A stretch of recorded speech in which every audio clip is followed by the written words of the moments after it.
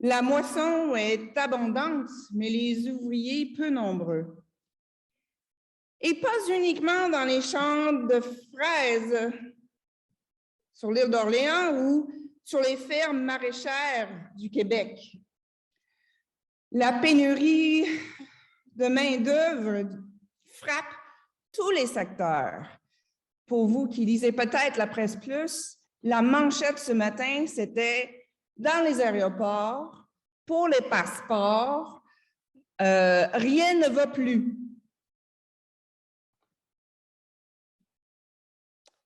La moisson est abondante, mais les ouvriers peu nombreux. Pourquoi est-ce ainsi? Selon les experts, le vieillissement de la population y est pour quelque chose. Déjà avant la pandémie, on voyait un manque de main-d'œuvre. Mais il y a aussi autre chose. Les conditions de travail constituent, elles aussi, un facteur déterminant. Depuis le début de la pandémie, beaucoup de nos contemporains ont choisi de se réorienter dans la vie. Il semble que les gens sont prêts à travailler, mais pas dans n'importe quelles conditions. On peut penser qu'au Québec, les travailleurs et travailleuses ont de très bonnes conditions comparativement à ceux de bien d'autres pays. Toutefois, tout ne va pas pour le mieux. Par exemple, dans un article paru récemment dans Le Devoir, il y a eu des plaintes pour traite de personnes contre une résidence pour personnes âgées à Lévis. Il y a aussi un peu partout des messages enregistrés et des affiches qui nous rappellent qu'aucune insulte ni comportement irrespectueux ne sera toléré. Un signe indéniable de la détérioration des conditions de travail dans beaucoup de domaines. Il y a une dizaine de jours, je me suis rendue à la clinique sans rendez-vous dans mon quartier pour une blessure somme toute mineure. J'ai dû attendre un peu plus d'1 heure. Mais quelle bénédiction! Tout le monde n'a pas accès à un médecin de famille. Au bout d'1 heure, le gars qui travaillait à la réception a eu une faiblesse, a perdu connaissance, direct là, dans la clinique. La seule médecin de garde est sortie de son cabinet pour s'occuper de lui. Ce qui a évidemment rallongé passablement le temps d'attente. Une patiente est partie impatiente en s'exclamant « Ça n'a pas de bon sens attendre comme ça ». Quand elle a pu enfin m'accueillir, la médecin, visiblement stressée et essoufflée, s'est fondue en excuses. Je l'ai rassurée en disant que je comprenais bien qu'elles doivent composer avec toutes sortes d'imprévus. Elle m'a bien accueillie, elle a pris bien soin de moi et j'ai essayé d'en faire autant. S'aimer un peu de paix dans un monde stressé. Prononcer une bénédiction. Dire du bien. Être un instrument de paix dans le monde. Tout le monde peut faire ça. Un peu de paix, un peu de bienveillance, et nous changerons le monde, une vie à la fois. Les Écritures de ce matin nous le rappellent. En accueillant autrui avec bienveillance, on est souvent béni en retour. N'oubliez pas l'hospitalité, car grâce à elle, certains, sans le savoir, ont accueilli des anges. L'hospitalité, la vraie, est réciproque. L'accueillant et l'accueilli reçoivent une bénédiction. La paix de Dieu repose sur eux, tous les deux.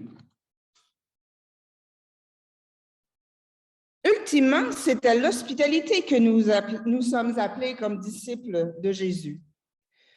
Du moins selon l'extrait de l'Évangile de ce matin. Ce matin, Jésus choisit 72 autres disciples et les envoie deux par deux, partout où il doit aller lui-même. Il les exhorte à accepter l'hospitalité qui leur est offerte en chemin. En échange de quoi, leur mission est double. Appeler la paix de Dieu sur chaque maison où ils passent et guérir les malades. La paix que les disciples annoncent, c'est la bénédiction de Dieu. Le shalom, la sécurité, la justice, la droiture.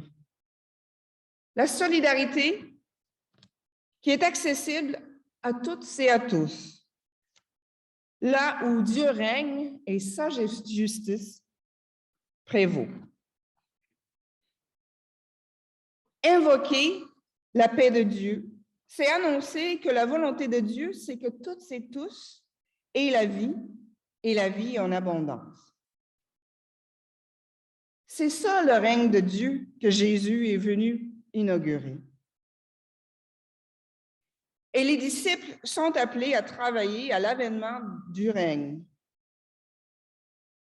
Et oui, il y a de l'ouvrage en masse. Et les conditions sont loin d'être idylliques. Le Christ nous envoie là où le monde a le plus besoin de paix. La paix que lui seul peut donner.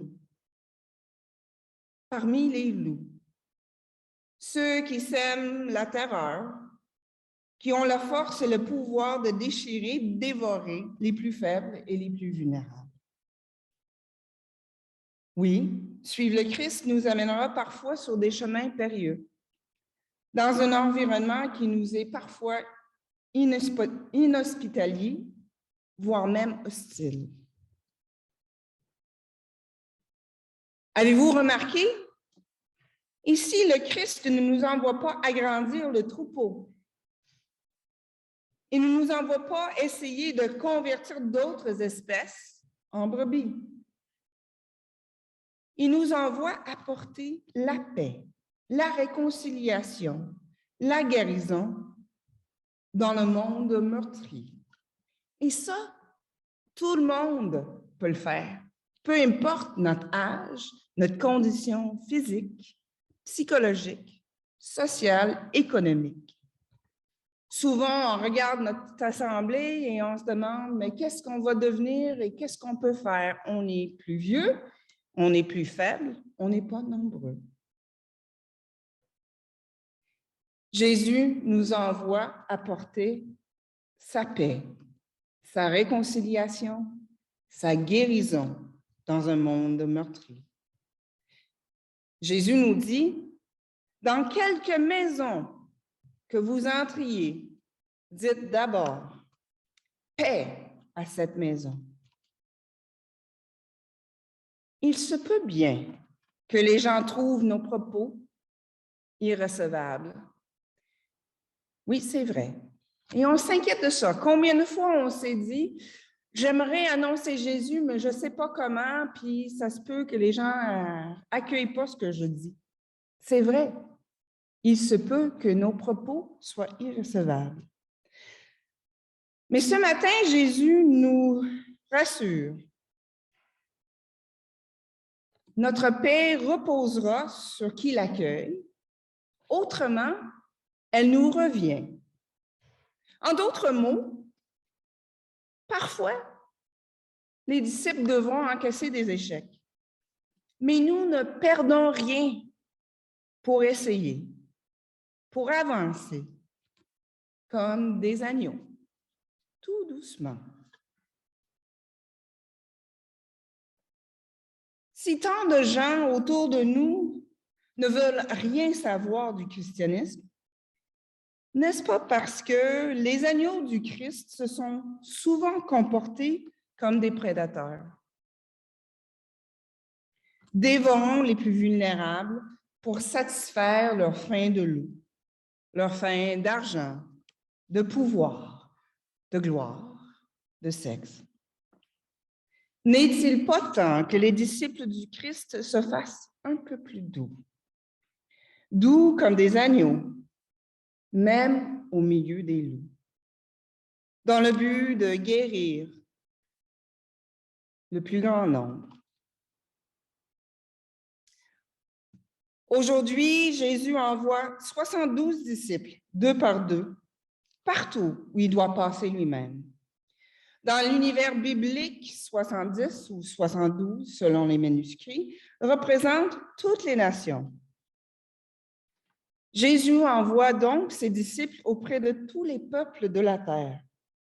Et leur mission, passer de maison à maison, c'est-à-dire entrer dans l'intimité de la vie quotidienne des gens, afin d'être pour eux porteurs de la paix de Dieu et agents de guérison.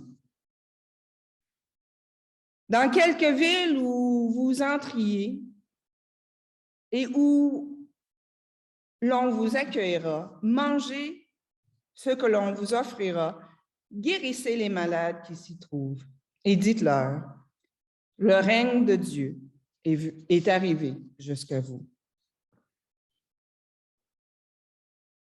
Pendant longtemps, l'une des premières choses que les disciples de Jésus faisaient en arrivant dans une ville, c'était de construire un hôpital.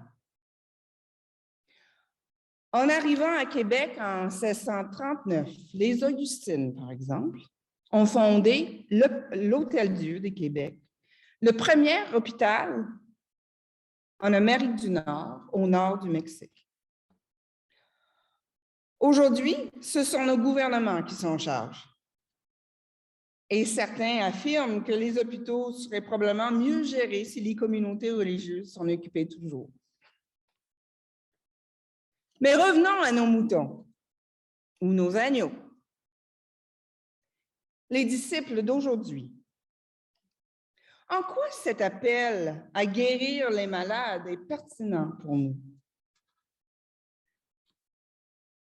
Le mot grec traduit par « guérissez » peut signifier « soigner », « prenez soin d'eux », « honorer ». Notre appel en tant que disciples est donc de prendre soin de ceux et celles que Dieu met sur notre chemin. Jésus nous envoie nous approcher des gens dans l'intimité de leur quotidien afin de leur annoncer la paix de Dieu et de prendre soin des blessés de la vie en les traitant avec respect, avec dignité. C'est ainsi que nous devenons instruments de la paix de Dieu dans le monde. C'est à cela qu'on reconnaît que le règne de Dieu est vraiment arrivé. C'est aussi simple et compliqué que cela. La moisson est abondante, mais les ouvriers peu nombreux. Priez donc le maître de la moisson d'envoyer des ouvriers à sa moisson. Paix à toutes et à tous. Seigneur, que tous tes enfants soient traités avec respect et dignité, au travail comme à la maison. Que toutes et tous aient la vie en abondance. Que ton règne vienne sur la terre comme au ciel. Amen.